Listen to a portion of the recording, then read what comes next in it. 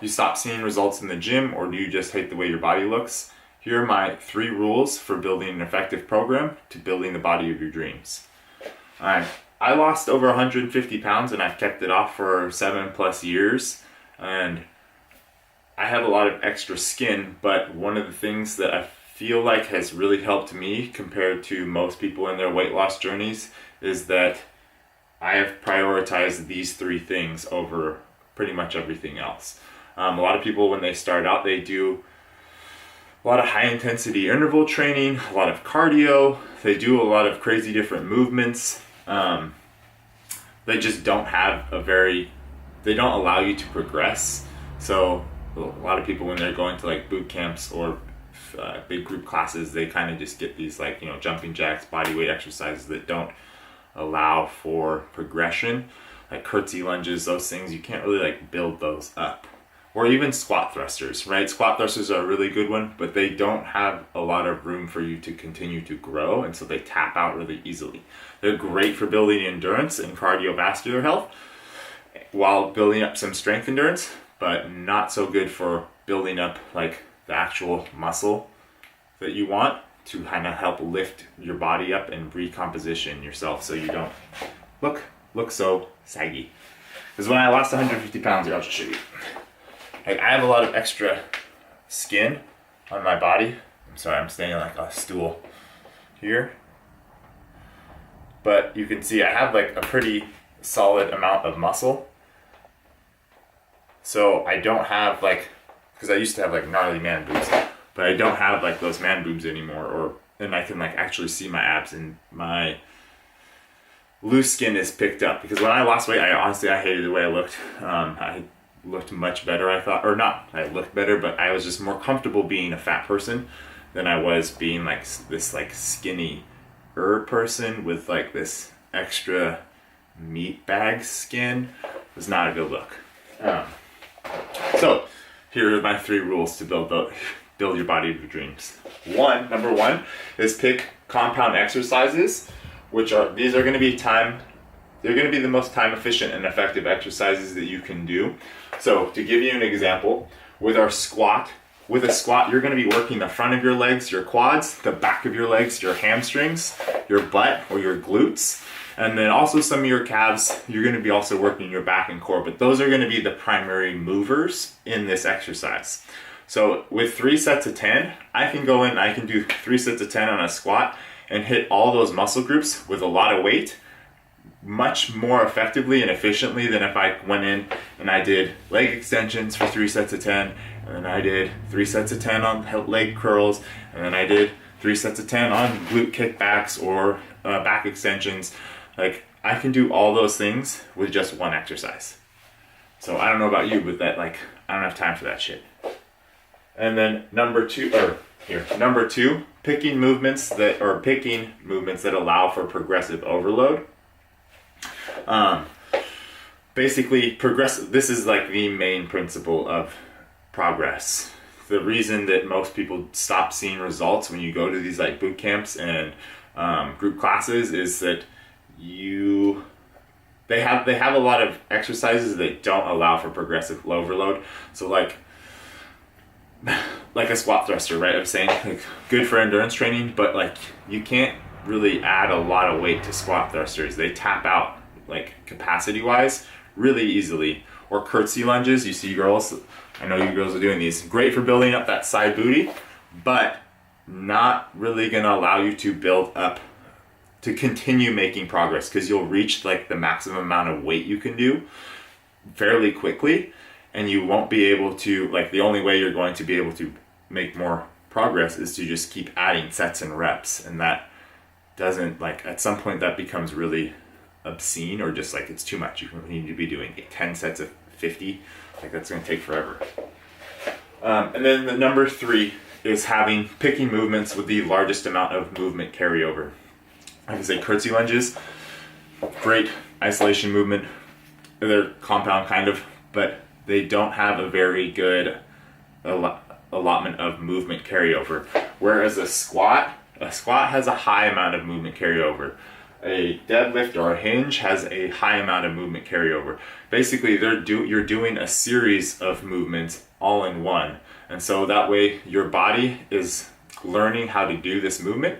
And so when you go to practice a new movement, you don't have to learn it all over again. So if I I'm practicing curtsy lunges, that's not going to give me a lot of movement carryover into doing squats. Where squats is going to be a lot easier. If I start with squats, it's going to allow me to do goblet squats, back squats, body weight squats, box squats, lunges, all these things that are very similar in the way that they move. Whereas, like jumping jacks and stuff like that, not going to have a high amount of movement carryover. And so with these, when you're building out your routine, so those are the top 3. Picking compound movements, because these are going to be the most time effective and efficient. Picking movements that allow for progressive overload, so you're allowing you to add more weight to the bar. And then picking movements that have a high amount of carryover. So movements that you can build upon. And what I mean by that is, so with your squats or your knee dominant movement, if you're making your routine, I would just pick these 4 things to focus on.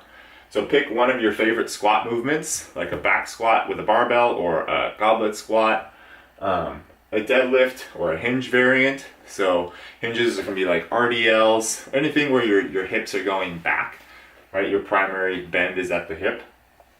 A row or a horizontal pull.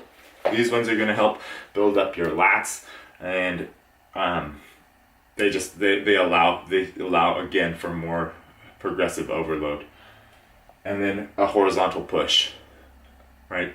These movements allow you to build up the most amount of weight over time, because if we're looking at this from the perspective of wanting to build up more lean body mass or the muscle, right? You need to be able to add more volume. And with jumping jacks, you're not going to be able to add a lot of volume. The best way I can describe this, I guess, would be the Milo of Croton. Is a Greek mythology or Greek story. There's a boy who carried a calf to town every day, and so basically what progressive overload is, this same exact principle.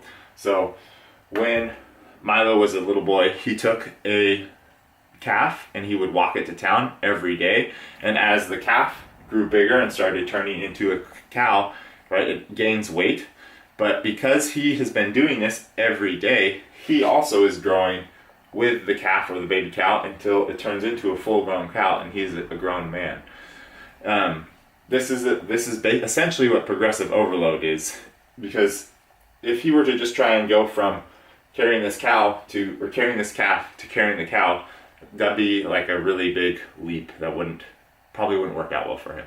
But if he's every day doing a little bit more, right, because the cow is obviously getting a little bit bigger every day, then he in turn is getting a little bit more stress, the stimulus on him. Milo is getting more stress on himself. And so, but it's small enough that he can handle it. And that's what we want to do with progressive overload.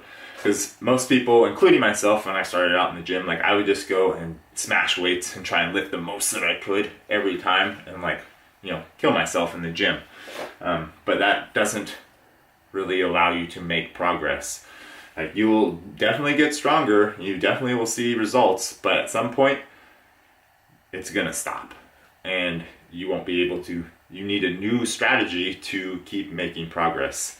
And if you're like me, you have this extra skin, or maybe just more body fat you want to get off, and you've kind of tapped yourself out with your cardio routine or your high intensity workouts, this is what you're going to be able to do to keep making those lean muscle gains and tone your body up. Pardon this. So I'll just hold this here. I didn't think about this. But anyways, so as an example, like I said, you'd pick one exercise from each of these 4 movement patterns. And so I have here, we're going to do a barbell squat, some dumbbell RDLs, a dumbbell single arm row, and then a barbell bench press. And our rep scheme right now is 3 sets times 10 reps. In our progression, we're doing an intensity progression. So that means we're going to be adding weight. Intensity was equated to weight to our lift every time. And to give you an idea of what this looks like, instead of just like, this is progressive overload, and this is what allows you to continually make progress instead of just going into the gym and kind of doing as much as you feel like you can do and not really ending up with that. Like you stall out doing that. So you can see here on week 1, if we were doing 3 sets of 10, we start out with 3 sets, 10 reps, and our weight is 135 pounds. If we hit all 3 sets of 10, that means we want to go up in our intensity or the weight on our next training session. So week 2, when we come back, again, 3 sets of 10, awesome, 140 pounds, boom, let's go up again. Week 3 comes, we do 10 reps on our first set, 10 reps on our second set, but on that third set, you only get 8 reps. That means this is your first way to continue to make progress. When this happens, what you'll do is you'll test the next week when you come back, you'll use the same weight. So from week 3 to week 4, you'll come back, and ideally this allows enough time, like if you're a beginner to lifting like this way. So when I say a beginner, I don't mean like lifting weights as a beginner, I mean like actually tracking your progress to build progression.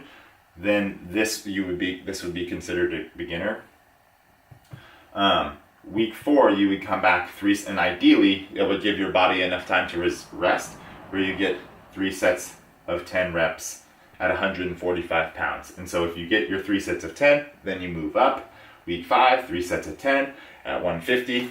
Now, like let's say we continue on with that progression. Now it's week 21, we come back, or we're still going. 3 sets of 10, we hit all 3 sets at 10 reps with 245 pounds. And then week 22, now first set we hit 10, second set we hit 10, nice. Third set we hit only 8 reps with 250 pounds. So we're going to use that same scheme that we used up here.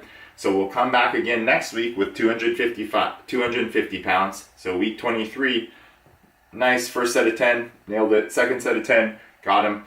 But again, on the third set, we either don't hit the prescribed 10 reps or we actually end up doing less than we did last week. Then that means we want to deload by 10%. So 10% of 250, it's like 25 pounds. So week 24, then you'll come back and do first set of 10, second set of 10, third set of 10 with 225 pounds. So you're taking that 10% off. And hopefully you should obviously hit that. You should be able to make that prescribed set and rep. Then so week 25, you would come back, since you got these, this should be enough time to allow your body to recover. Then you would come back first set of 10, second set of 10. Ideally, you'd be able to hit your third set of 10 with 255, and you would go back. So you would go from that 250 right back up to 255. Right, and so this allows you to continually make progress instead of going in each day and kind of just doing as much as you feel like you can do. That way you're actually able to track and manage your overall volume, because volume is going to be the thing that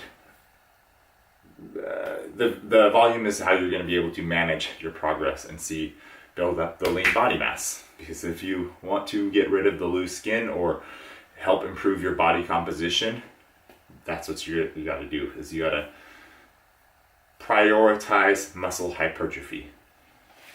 So I hope that helped. Again,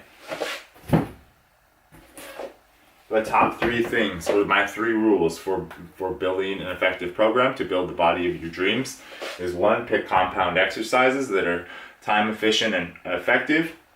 2, pick movements that allow for the highest amount of progressive overload, which are going to be your compound movements. And then 3, pick movements that have a high amount of movement carryover. So again, they're compound movements. Okay, thank you guys.